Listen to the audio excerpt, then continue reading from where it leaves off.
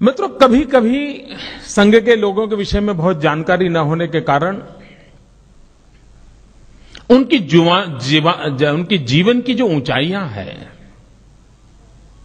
उसको समझ पाना बहुत मुश्किल होता है और कभी कभी तो एक आध बार जानने के बाद भी रजिस्टर नहीं होती है। मुझे स्मरण है, परम पूज्य डॉक्टर हेडगेवार जी की जन्म शताब्दी का समारोह हो रहा था।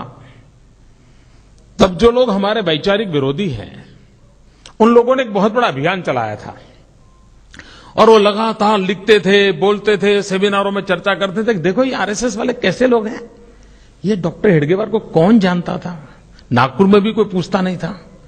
एक बहुत मामूली आदमी को बहुत बड़ा बना करके, शताब्दी बना करके घूम रहे हैं, इस प्रकार की आलोचना होती थी।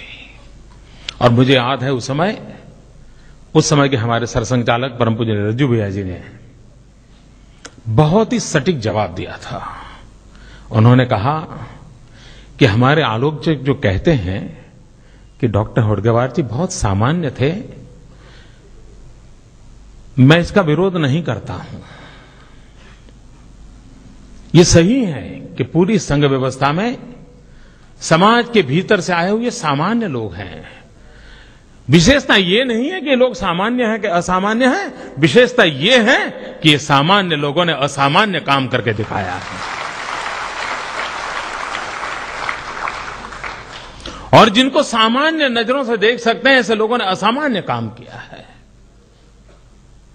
मित्रों, इस सारी किताब को पढ़ने से संघ विषय में जो इतने भ्रम है उन भ्रम का निरसन पढ़ते पढ़ते हो जाएगा। बहुत से ख्याल ऐसे हैं कि संघ यानी ये, संघ यानी वो, संघ यानी दिखना, बहुत सी बातें मैंने इसमें उल्लेख किया है। संघ के लोग यानी मीडियोकर, कोई बड़े प्रभावी लोग नहीं होते। मित्र, इस किताब को पढ़ने से अंदाज आएगा कि अपने आप को खपा देने वाले लोग कितने ऊंचे थे। एक जीवन भर मित्रों, यानी एक जीवन, एक लक्ष्य आमतौर पर मुश्किल होता है। मित्रों, जयप्रकाश नारायण का राष्ट्रीय स्वयंसेवक संघ के साथ संबंध आया तो संघ की बैठकों में एक परंपरा रहती है, जब परिचय करते हैं तो वो अपना संघायु बताता है कि मेरा संघायु 30 साल, मेरा संघायु 25 साल, मेरा संघायु 20 साल।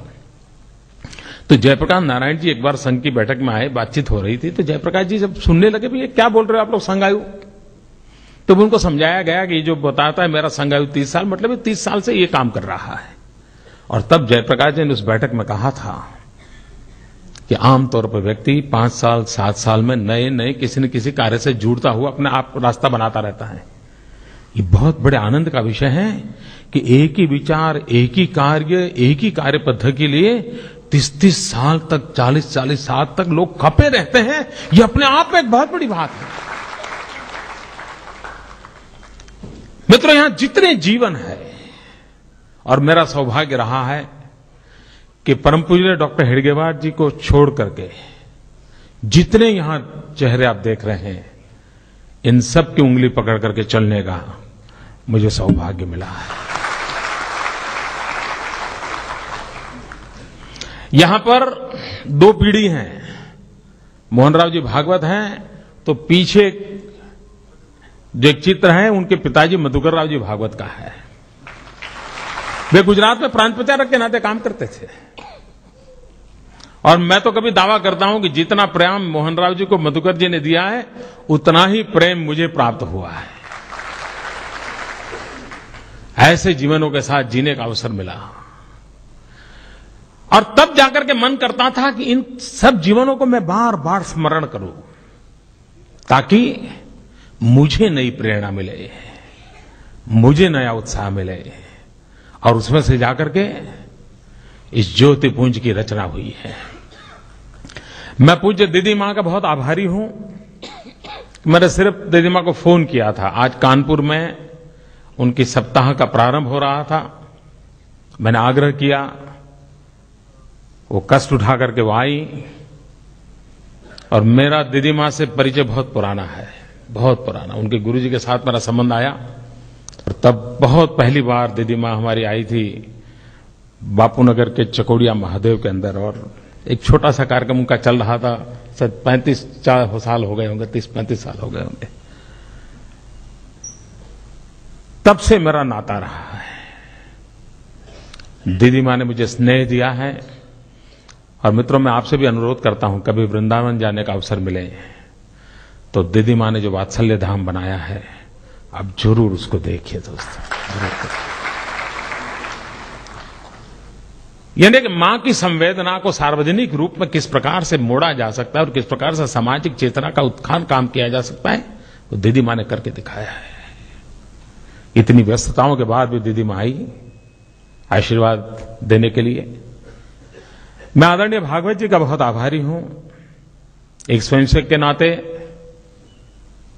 हम लोगों के जीवन में ये बड़े गौरव की बात होती है कि जब हमारे कोई अधिकारी, हमारे संघ व्यवस्था के जो मुखिया हमें आशीर्वाद देते हैं तो यूं ही हमारा सीना फूल जाता है, यूं ही मन करता है।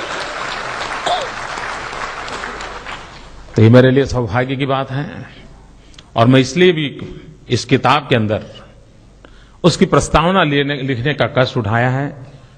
परम पूज्य सत्यमित्रानंद गिरि जी महाराज ने शंकराचार्य के पद को छोड़ करके समाज सेवा के लिए अपने आप को खपा देने वाले परम पूज्य स्वामी सत्यमित्रानंद गिरि जी, जिनके साथ भी मेरा बहुत ही गहरा अंतरंग संबंध जिसको कहें वो रहा है। मेरे जीवन में कई वर्षों से जिन संतों महंतों ने मुझे शक्ति दी, उसमें एक परम पूज्य सत्यमित्रानंद गिरि जी महाराज हैं। उन्होंने इस किताब की प्रस्तावना लिखी है। मैं आज उनको भी नमन करता हूं। उनका मौन व्रत चल रहा है, लेकिन उनके आशीर्वाद मुझे मिलते रहते हैं। मैं उनका भी बहुत आभारी हूं और मैं आप सबका भी बहुत आभारी हूं कि आप इतनी बड़ी संख्या में आए। और मैं आपसे, मुझे विश्वास है कि ज्योतिपुंज जब आप पढ़ें तो उस लेखक की तरफ मत देखना, उस लिखने वाले को भूल करके पढ़ना, उन तपस्वियों को याद करना और संघ जीवन में कैसे कैसे कस उठा करके इस महान परंपरा को, इस संघ गंगा को कैसे चलाया गया है, कितने संयम बरते गए हैं, कितने कष्ट उठाए गए हैं, कितनी व्यवस्थाएं विकसित की गई हैं। एक प्रकार से लीडरशिप ट्रेनिंग का ये भारतीय मॉडल है मित्रों, जहां उत्तम नेतृत्व समाज को देने का सामर्थ्य इस परंपरा में है। और मेरा सौभाग्य है इस परंपरा में मैं पला बड़ा हूं, ये मेरा गौरव है।